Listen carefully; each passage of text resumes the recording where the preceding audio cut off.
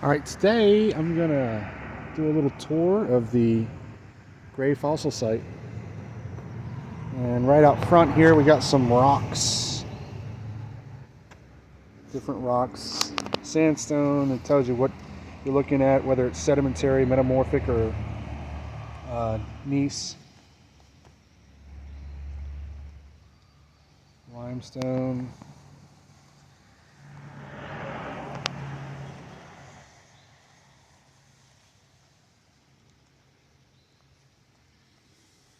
Tells you where all these are from. It's a vein of quartz, bauxite, granite, igneous. Most of these are found here in Tennessee. Some are found over in North Carolina. That's Breccia or Breccia. It's off Watauga Lake. Limestone. Siltstone. That looks like pure epidote right there. Dunite. More sandstone, dolomite. Another popular rock that you'll find. Shale. Schist. Gneiss, metamorphic type rock. More sandstones.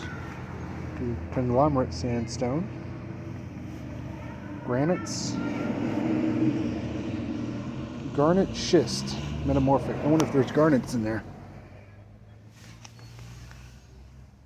Maybe, right here. So, garnet. Little Pine, North Carolina. Granite igneous. Cranberry granite, also known as blue quartz. And they call it blue quartz because of the bluish tint.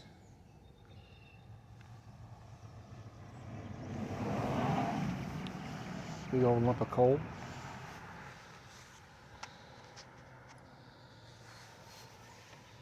Magnetite. Unakite. Big old piece of unakite. One of my favorite rocks too. Haven't really found any myself, but I want to. That's a beautiful piece of sandstone. It really is pretty. Mudstone. And more limestone. Alright, so this museum features fossils from the Miocene era, I think 2 to 3 million years ago. So we're going to check it out.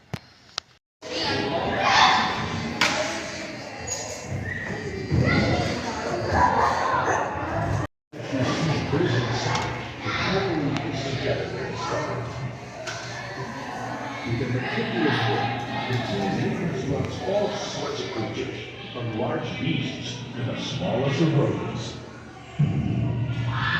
Layer upon layer, century upon century, the Gray Fossil Site has already uncovered significant scientific findings. The discovery of new red panda has added further support to the theory that animals migrated over a land bridge between North America and Eurasia. And this is only the beginning.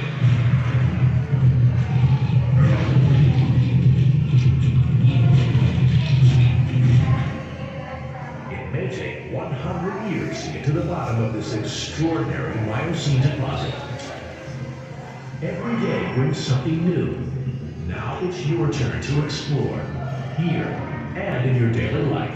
Dig deeper and uncover the newest discoveries. In a little bit, I'll be taking a tour. They give you a tour of the fossil area, I think, the dig site, and I think of the lab, or they explain how it all works. Alright, so this is, I think this is the start of the boat, I believe. I've been here a few times, but I can never remember. So here's just a basic timeline of Earth. 4.6 billion. They say the first one-celled organisms are 3.8 billion. Paleozoic brings us our first fishes, first plants, first amphibians, reptiles, things like that. That's when we start seeing more complex life.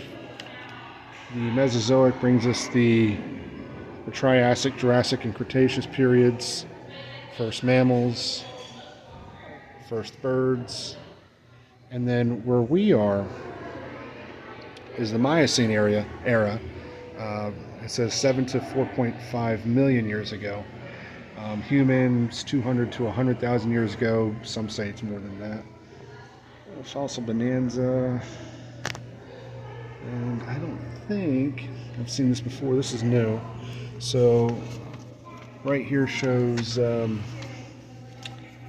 these are some of the fossils that they've found in the area. So these are hickory pollen and nuts. We have a snail shell. Oh, that'd be a cool little fossil to find. Which I'm kind of curious now. Some of the things that I've found in the Kingsport area, if they're not gastropods but fossils, because that looks very similar, except the outlines that I see aren't filled in like that is. Songbird vertebrae. Pollen needles. Rhino leg bone. They had rhinos in the region back then. Squirrel tooth. Some fossils are whole organisms. Preserved in amber. Most are just parts. Here's a tapir tooth. Trace fossils. Bullfrog pelvic bone. Tapir jawbone. Camel tooth. Yeah, there were camels in this area as well as giant sloths.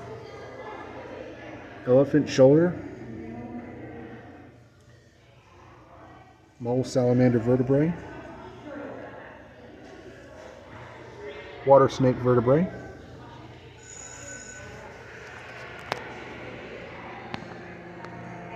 How did the fossils at this site form? Now this is what's important here. It depends on the plant and animal. Here's how most of the vertebrates became fossilized. The remains of an animal were buried in sediment, groundwater carrying dissolved minerals, penetrated some of the remains, calcified them. The minerals were deposited in the open spaces within the bones, forming a fossil.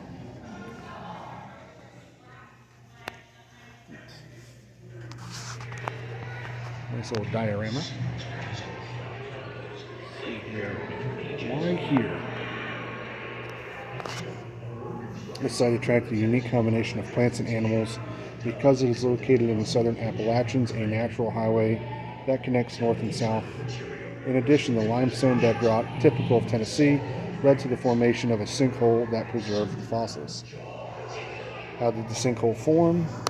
Water seeping through the ground onto the natural cracks and fissures dissolved the limestone bedrock, carving out a cave. The cave gradually enlarged until it neared the surface, causing sediment to seep in until the rock and soil were collapsed, creating an open sinkhole. The sinkhole filled with sediment and water, and a pond began to form. Animals fell in, drowned, sank at the bottom, and were buried by sediments. Boulders from surrounding cliffs also tumbled in. Let's see here. So,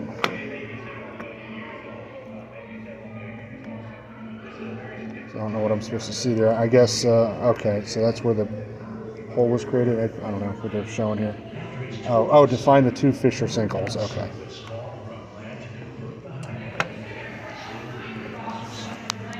Life and death at the watering hole. Like a magnet, this watering hole attracted a variety of animals. Some, like fish, frogs, lived here permanently. Others, like rhinos, tapirs, saber-toothed cats, visited from surrounding forests to drink, swim, browse, and hunt. Many died here, leaving their bones for scientists to study. So, if it was not for this sinkhole, a lot of these animals would not have been discovered, at least in this area. Piece of limestone, part of the sinkhole walls. So, yeah.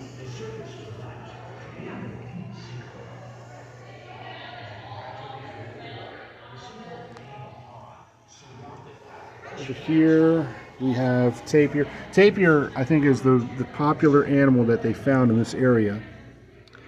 And then, of course, the recent discovery of the giant sloth. And they have that featured here, but they also have that featured at Still Creek Park in Bristol, Tennessee. What was once a deadly trap has become a vibrant pond rich in plants and animals. How many can you find? Alright, so shift that to see it magnified. Okay. So it's a nice little diorama. There's a tapir. I think that's what I'm looking at. Oh, I wanted to check something out over here. Watch for the meteors. Okay, so the two meteors that were in this area, we have a saber-toothed cat and an alligator. Here's the alligator. Not sure where the saber-toothed cat is. Maybe over there. Tapirs. I think that's another tapir. Or it could be the rhino.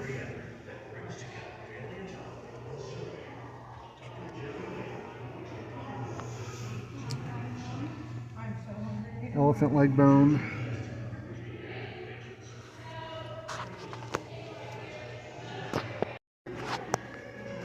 Okay, so there's the rhino. Those two are the tapirs.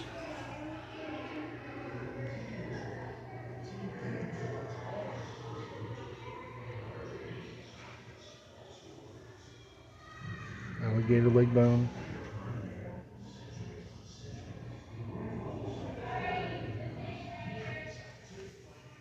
They apparently have a lot of field trips today.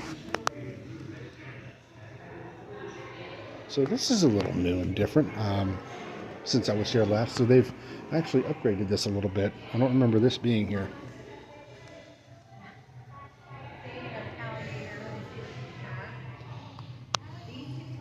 This mastodon has its last set of molars like our wisdom teeth, but they aren't worn down much. So must have died shortly after they grew in. Modern elephants begin using these teeth around 25 to 35 years old. This mastodon was probably around that age.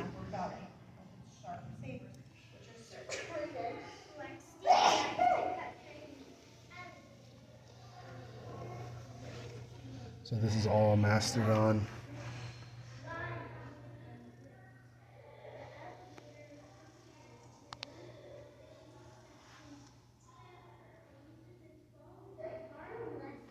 So all the things that you see here are found in this area, or the fossils of them are.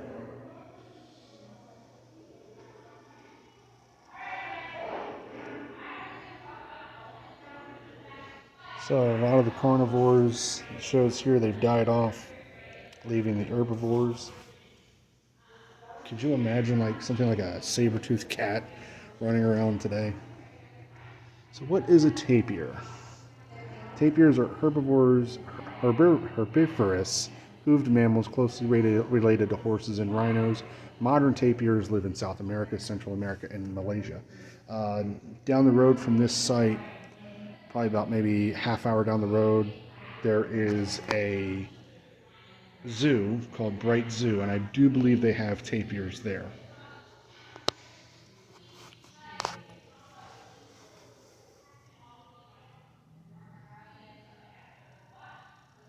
Tapirs ate leaves, leafy plants.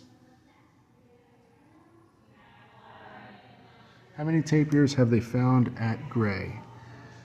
So at the start, I forgot when this opened up, I think in early 2000s, but 2005, 23 total, 2010, 72, 2015, 96. In 2020, they have found 135 total tapirs.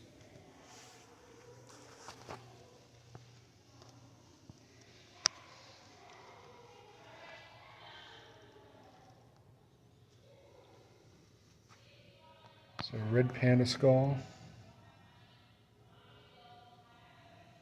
peccary, Plant fossils. Ancient climate. Gray fossil site. So it was a lot warmer then than it is today.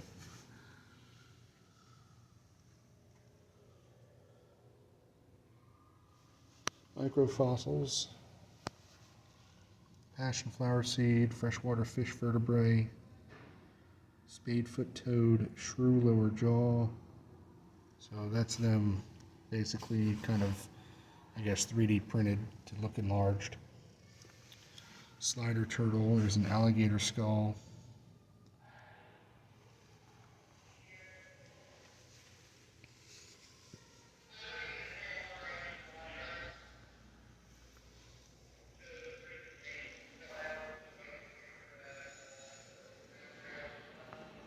Human step in 12,000 years ago.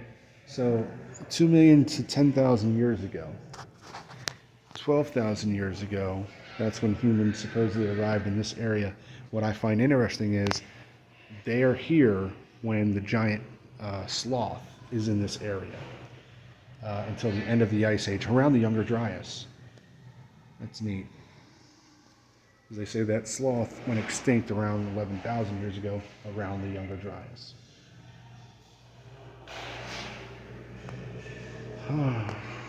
Dating of the site.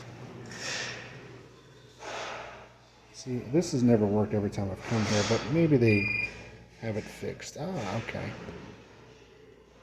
okay. Okay, so it's an interactive thing.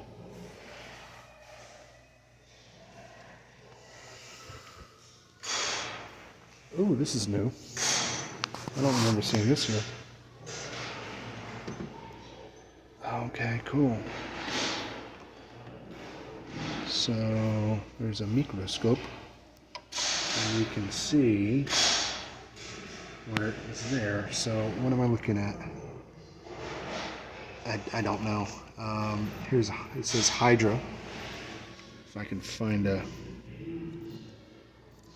nothing really there. Okay.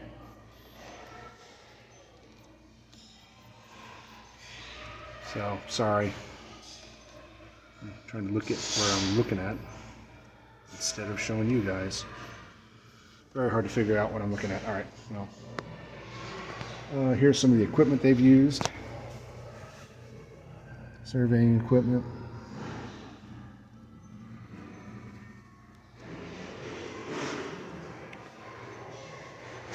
And I guess you can pretend to dig up bones. Or fossils, as it were. That's pretty cool. Some of the things that you can find: the rhino foot, tapir jaws, rhino vertebrae, turtle shell, rhino ribs, the rhino front leg, rhino vertebrae on the neck, and the tapir humerus.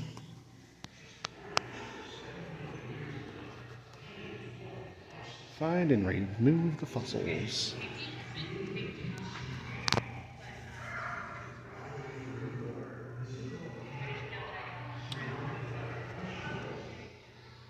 I'd love to volunteer on a dig. That'd be cool. I think they allow volunteers. I don't know. I don't know if you got to be part of the universities or what.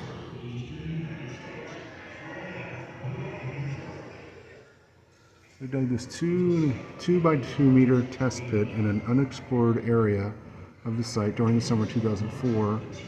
On one banner day, after many fruitless weeks of excavation, we hit the pelvis of an extinct rhino, and they followed it. Oh, that is cool. That is neat. So let's see if I can zoom in on that a little bit. So I guess there's their first find, and they just follow it. They figure out, okay, where's that rest of the animal, and then eventually, there it is.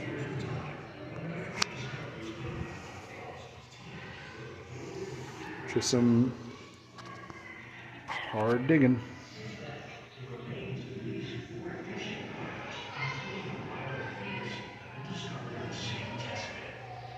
Screeners.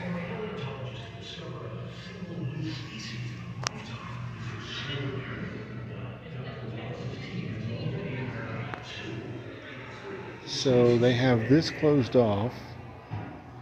This is usually filled with activities that you can do with kids and whatnot. Um, But I think it's part of their activity that they're doing. And this is where we start off at. We start off with this video here, and then we're going to head upstairs. Piece together their discoveries. With their meticulous work, the team reconstructs all sorts of creatures, from large beasts to the smallest of rodents. Layer upon layer, century upon century, the Great Fossil Site has already uncovered significant scientific. Alright, so there are other areas in this region that have excavations. One is in Saltville, Virginia. It's known as Valley of the Giants. And I forget what they found here. I think they found mastodons. But there's the town of Saltville. That's in, like I said, in Virginia. It's a little tiny town. But these are some of the things that they found in Saltville. Says here Thomas Jefferson holding a claw of the giant ground sloth, and that's what we see out here. I'll show you.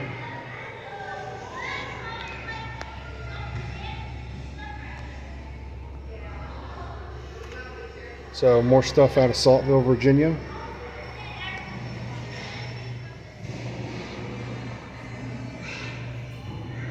Different dogs, wolves, and big ass bears. Holy cow.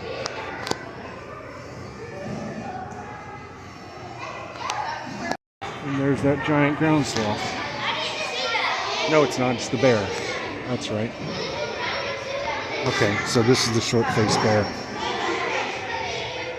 And it's huge.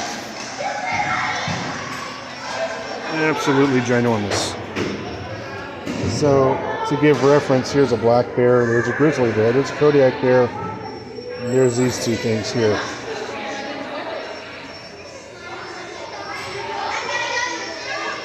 Yeah. So upstairs they have the lab, and I think this is part of the tour.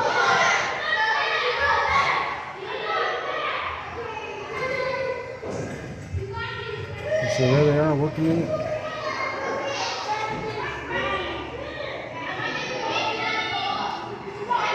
So I think this is part of the lab tour. I think I've done the lab tour before. I can't remember, but that'd be cool. I'd want to work in a lab. I'm jealous. I'm gonna be a nerd. More about the tapirs. Probably the most excavated animal in the area, I'm pretty sure.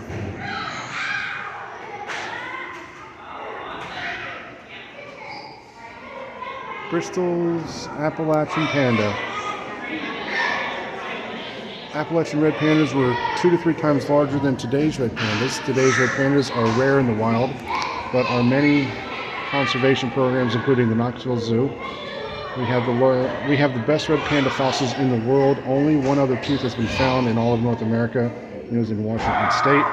Red pandas are not related to the giant panda, but are closely related to raccoons and skunks. Modern red pandas have red fur to blend in with the flowers, trees, where they spend most of their time. We cannot know what color our fossil red pandas were, but we do know they probably spent more time on the ground. Though red pandas once lived in Tennessee, they now live only in forested mountains of southern Asia. Today's red pandas eat mostly bamboo, but the Appalachian red pandas were more omnivorous, eating a variety of plants and small animals. Pretty cool. Pretty cool. Short-faced bear. One of the earliest short-faced bears is one of the smallest, even smaller than today's black bear.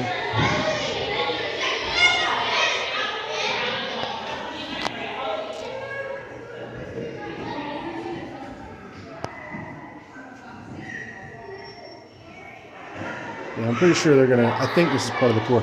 I wish they could let us in there. I wish the tour would do that. But they probably walk this whole area that I'm walking, which, I mean, whatever. But we'll see. Because I'm pretty sure I've done the tour before.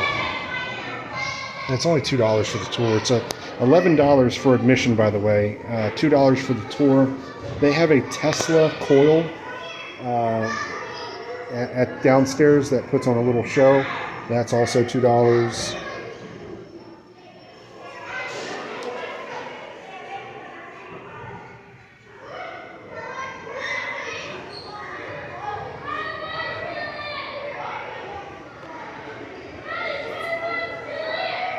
Museum collections, authorized person. Okay, so what is the collections in the room museum? Well, let's start saying that the mission of museums is to preserve history, promote research, and educate the public. We help fulfill this mission by having rooms like this. This room is designed to care for objects, artifacts of historical or scientific value. All right?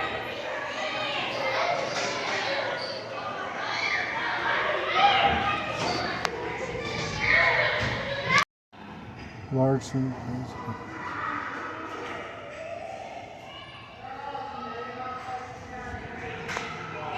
So it's printing. That's cool. So right now they're printing a tapir. I know a lot of people are going to say, well, how do you know that they're finding fossils and not just printing them? Well, they got to print the stuff to do this. You know,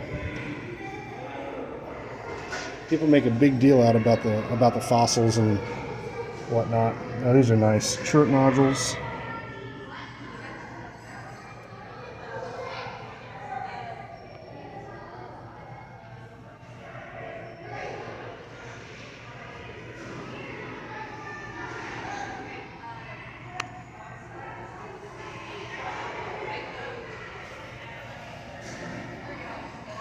Stages of carving a fishhook.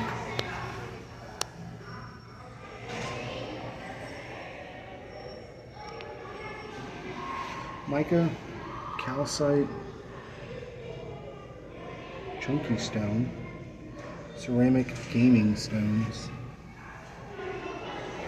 Okay, chunky, a game in which spears were thrown in an attempt to hit a rolling disc-shaped stone. Stickball, also known as Little Brother of War, is similar to lacrosse. Okay, so that's what that chunky stone is. Projectiles. Trade metals. Copper. Glass beads. Turquoise colored glass beads. Ancient pottery.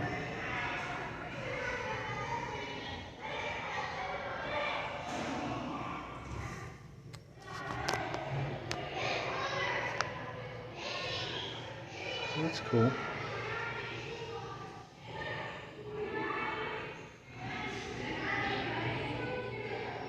So there's another pit in Hawkins County. King Nut site. So these are all excavation pits. I'd love to find these. So Hawkins County, I know where Hawkins County is. I don't know where Pickett County is. I live right next to Washington County. I'd love to find out where that is. Cane Notch site, okay.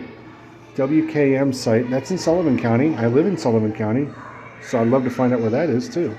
These are probably all on, you know, university properties or whatnot.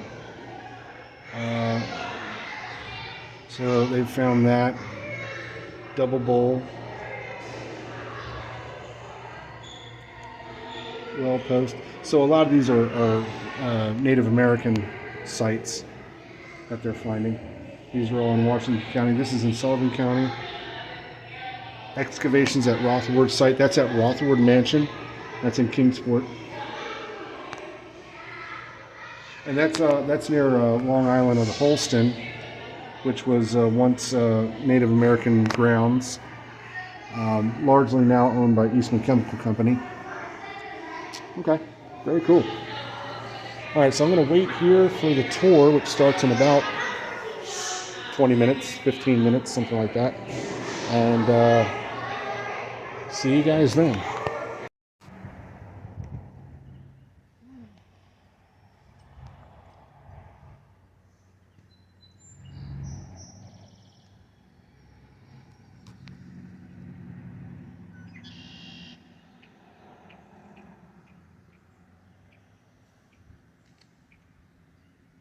on digging them up outside, and they work on cleaning them off and reconstructing those skeletons. So the first step for these fossils in here is actually just being laid out to dry because of the type of the soil that they're found in. They're still wet whenever they come out of the ground, so they just dry off in here. For the cleaning, they also work very slowly in here with picks, brushes. They have little alcohol wipes that they use. And then for reconstruction, they have a glue that is special made by Eastman just for the Great Fossil Site. It is called Butlar. The tour was pretty short as far as where we went. We didn't go to we went to the pits but didn't explore the pits, and I unfortunately had a phone call, so I couldn't stay. But they do allow volunteers here, and I'm thinking about getting a application for one. We'll walk out here to where the pits were. Get in and look at those. Of course, they got it gated off, so we can't go far. But one of their more recent pits is actually that one down there, which is funny because it's not far from the foundation of the building. But some of the new species that she said they found was a massive dog. They call it a bone-crushing dog because its jaws were pretty massive, very similar to a hyena's, weighing about 160 pounds. So bigger than a Great Dane. But yeah, where you see these tarps, that's where all the pits are at. So we start the tour there, right over there. Unfortunately, though, I had a phone call, so I had to break away as soon as it started. And then we end the tour where I was, showing you those windows, and not much. I mean, sadly, they got, the girl doing the tour. She did her best, but one of the people were asking very interesting questions that honestly she wasn't able to properly answer, which is sad. And one of the questions was, how do they know what to put where, on these animals? And she did her best. So there's the pits. That's where they're doing the digging. The dig season lasts from April to October, I believe, and they do allow volunteers, and the volunteers get to work in the pits and in the labs. The only place the volunteers cannot work are the collections. So yeah, pretty cool stuff. All right, I'm going to check out, this is the hands-on, and we'll close it here. So this is a cool place for kids. This is the hands-on discovery, kind of like a little science center. Slowly turn the wheel to take off. Okay. Okay. So it creates a wind tunnel. That's neat.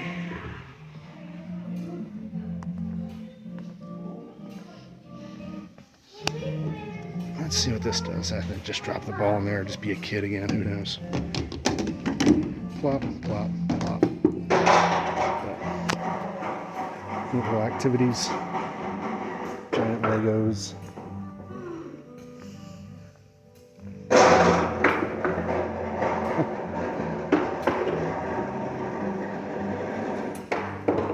No idea what that is. Oh, that's cool. So they make all these structures.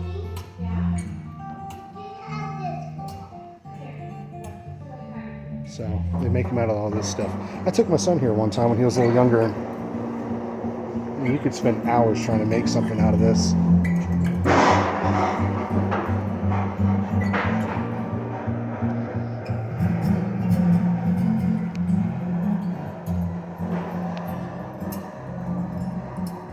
I'm kind of wondering if any of those are glued together once they're assembled. I can't imagine them staying loosely. Like, oh yeah, they've got to be glued together because of this one right here. So that's pretty cool. So yeah, good way to teach structural engineering and whatnot.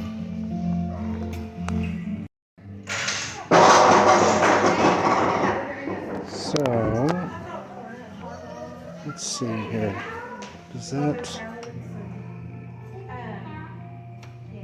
Okay, so you turn. Okay, so this button here allows that to turn. You got to time the ball. I got it.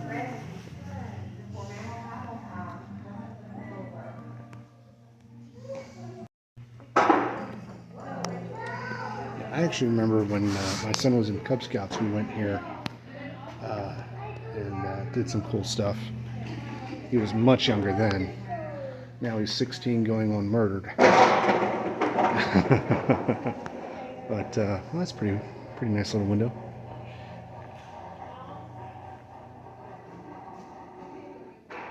Oh, so this is the other side. Oh, okay. I didn't know this entrance is here. So this is just another way. Let's see if we can come out. Yeah, we can come out. Exit only door locks, no re-entry. Okay, so here's another view of where the pits are at. It's pretty cool. Yeah, I think I'm going to look into getting an application. All right, well, that's been the Gray Fossil Site and Hands-On Museum. Little tiny little science center for kiddos. And look for more videos. Peace out. Here's a nice little representation of what they find here. Alligator, turtle, the short-faced bear, mastodon, tapirs, saber cats, the giant dog. You know, they don't have it here, but the red panda is here as well. Camel is also here. So neat stuff for sure. And again, covering the Miocene era, roughly 47 million years ago. And they have some other fossils that are, 12,000 years old. Go back that far. So there it is. Great fossil site and museum. Hope you guys enjoyed it.